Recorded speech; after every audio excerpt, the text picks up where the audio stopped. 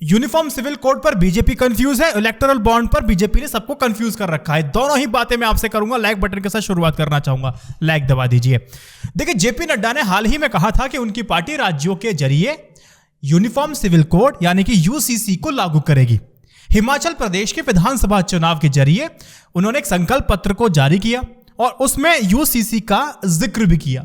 और गुजरात में भी भाजपा की राज्य सरकार ने चुनाव की घोषणा से ठीक पहले यूसीसी पर विचार करने के लिए एक कमेटी बनाने का फैसला लिया, उसने ऐलान कर दिया। ऐसा इन्होंने उत्तराखंड में भी किया था।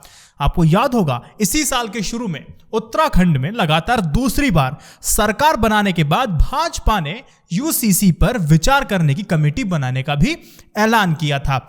अब देखिए, उत्तर प्रदेश सहित अनेक भाजपा शासित राज्यों में अलग अलग इसका ऐलान किया गया है या फिर किया जा रहा है। इस बात को नोटिस किया आपने, जिससे स्वाभाविक रूप से आपको यह बात समझ में आ जानी चाहिए कि भाजपा एक चुनावी एजेंडे के तौर पर इसका इस्तेमाल कर रही है और आने वाले वक्त में करेगी। और नड्डा जी ने बिल्कुल साफ, क्लियर, क्रिस्टल कह दिया है कि देखिए, भाजपा ना राज्यों के जरिए समान नागरिक संहिता यूनिफॉर्म सिविल कोड यानी कि यूसीसी को लागू करेगी। यहां पर कुछ कॉमन सेंस वाले जवाब हैं और यहां पर कुछ कॉमन सेंस वाले सवाल हैं जिसका मैं आपके सामने जिक्र करना चाहूंगा। देखिए, पहला सवाल यह है कि क्या समान नागरिक संहिता यूसीसी का मामला स्टेट का मैटर है? अगर यह स्टेट का मैटर है तो कितने वर्षों से अनेक राज्यों में भाजपा की सरकार चल रही थी, तो वहां पर तो लागू कर देते, लेकिन अभी तक वहां पर लागू क्यों नहीं किया गया, सवाल है। गुजरात में तो भाजपा की सरकार 27 साल से थी, जिसमें 13 साल तक खुद नरेंद्र मोदी मुख्यमंत्री रहे थे। फिर भी गुजरात में इसे क्यों लागू नहीं किया गया, यह सवाल मैं आपसे पूछूंगा। यह बहुत ही बेसिक कॉमन सेंस वाला सवाल है। दूसरी बात, अगर यह राज्यों का मुद्दा है, मैटर है, तो लोकसभा के हर चुनाव में भारतीय जनता पार्टी मैनिफेस्टो में इसका जिक्र क्यों कर देती है, बार बार क्यों करती है? आपको पता है कि लोकसभा के हर चुनाव में भाजपा अपने मैनिफेस्टो में, घोषणा पत्र में वादा करती है कि केंद्र में उसकी सरकार बनेगी, वो समान नागरिक संहिता को लागू कर देगी, लॉ बना देगी। सोचिए, भाजपा को जब यह योजना केंद्रीय स्तर पर लागू करनी थी तो उसने क्यों और कब इरादा बदल दिया, ये तो बताइए। और राज्यों के जरिए लागू कराने का फैसला क्यों किया, ये भी समझाइए। ये फैसले का कारण क्या है, ये भी मुझे बताइए। अब बीजेपी का मैनिफेस्टो उठा के देख लीजिए, बहुत सारे वादे इन्होंने पूर्ण किए हैं। बीजेपी के मैनिफेस्टो में यूसीसी है, लेकिन वो कंफ्यूज क्यों है, मैं आपको बताता हूं। बीजेपी कंफ्यूज क्यों है? देखो, संसद में भाजपा के पास पूर्ण बहुमत है। राज्यसभा में अगर कुछ संख्या कम पड़ती है तो वो देश की कई पार्टियां उसके साथ परोक्ष रूप से साथ खड़ी हो जाएंगी। यूसीसी यूनिफॉर्म सिविल कोड का मुद्दा ऐसा है जिस पर कई विपक्षी पार्टियां भी उसका साथ दे सकती हैं। पता नहीं बीजेपी इसको क्यों टाल रही है, ये सवाल आपके मन में आएगा। चलिए, ये सवाल अगर आपके मन में आ गया तो एक और बात मैं आपसे कर लेता हूं। अगर आप ये कहते हैं कि देखिए, ये स्टेट मैटर है यूसीसी का, उनको लागू करने दीजिए, तो लॉजिक नहीं बनता है फिर भी, क्योंकि ये पूरे देश को समान नागरिक संहिता नहीं होगी। अगर स्टेट का मैटर होगा तो ये, अगर हर राज्य की अपनी समान संहिता होगी जिसमें एक राज्य का कानून जो होता है वो दूसरे राज्य से भिन्न हो सकता है, तो एक राज्य का नागरिक एक तरह के कानून का पालन करेगा और दूसरे स्टेट का जो व्यक्ति है वो दूसरे तरह के कानूनों का वो पालन करने जा रहा है।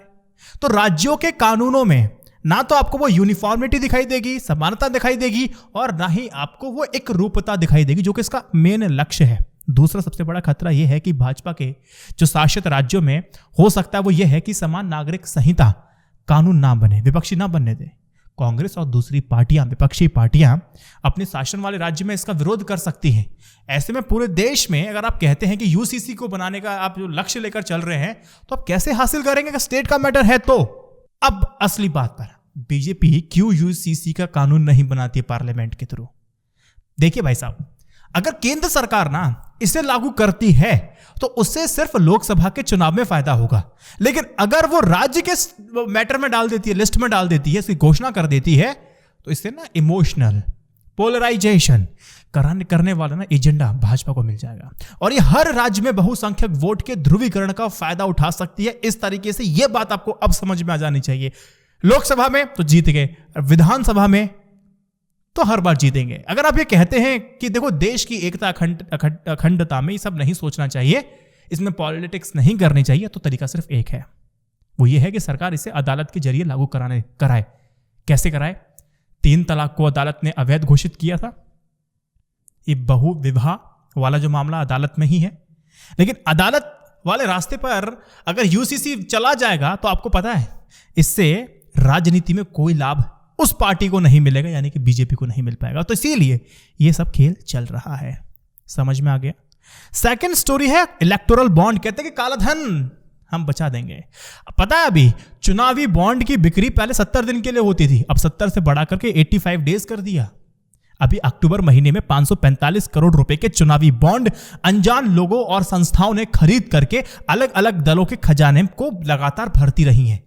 अब यहां पर सवाल यह बन जाता है कि आखिर चुनावी बॉन्ड की बिक्री के दिन बढ़ाने की आवश्यकता क्यों पड़ी? अगर मैं कहूं कि हिमाचल प्रदेश और गुजरात को इलेक्शन को देखते हुए ऐसा किया गया है तो गलत थोड़ी ना होगा।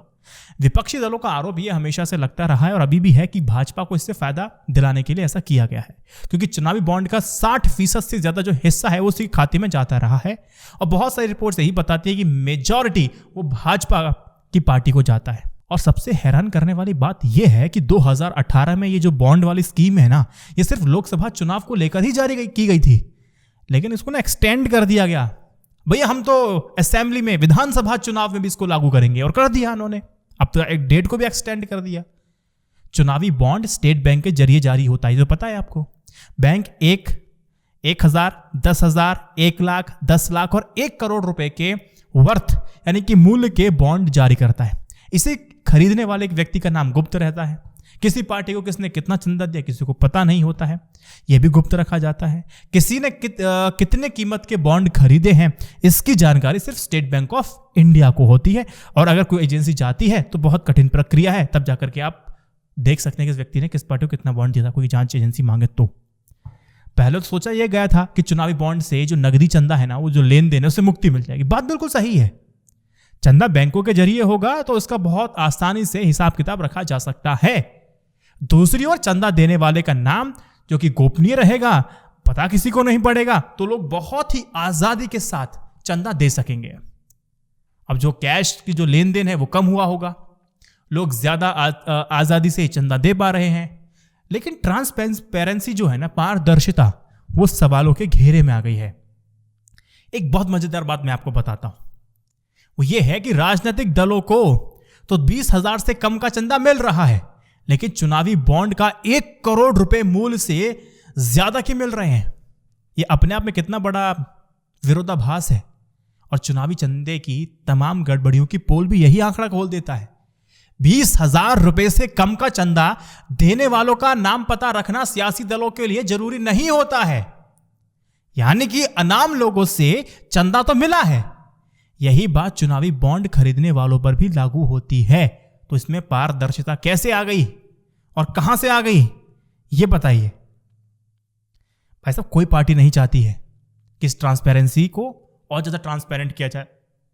पता है, कोर्ट में राजनीतिक दलों को आरटीआई के तहत लाने के लिए ना एक याचिका डाली गई थी। इलेक्टोरल बॉन्ड की याचिका के साथ साथ सुनवाई कर रहा कोर्ट में ना क्या हुआ था पता है, खुद मुख्य सूचना आयोग ने 9 साल पहले 6 राष्ट्रीय दलों को नोटिस जारी कर दिया और पूछा कि देखिए क्यों, बताइए, उन्हें सूचना के अधिकार के तहत लाया जाए। इस पर भाजपा, कांग्रेस, एनसीपी, बसपा, मकपा, भाकपा यानी किसी भी दल ने सहमति नहीं दी थी। तो ऐसे में चुनावी चंदे की पारदर्शिता पे सवाल तो उठेंगे और उठने भी चाहिए। और आने वाले 6 तारीख को इसमें कोर्ट में फैसला होने जा रहा है। ये बहुत बड़ी विरोधाभासी बातें हैं जिसका पर्दाफाश होना चाहिए। कोर्ट संज्ञान दे इस बात को, लगातार इस पे बुद्धिजीवी बात उठाते रहे। इस वीडियो को 3 व्हाट्सएप ग्रुप में शेयर कीजिएगा लोगों को जागरूक करने के लिए। जय Hind, Vande Mataram, stay updated, stay educated, सत्यमेव जयते। नमस्कार।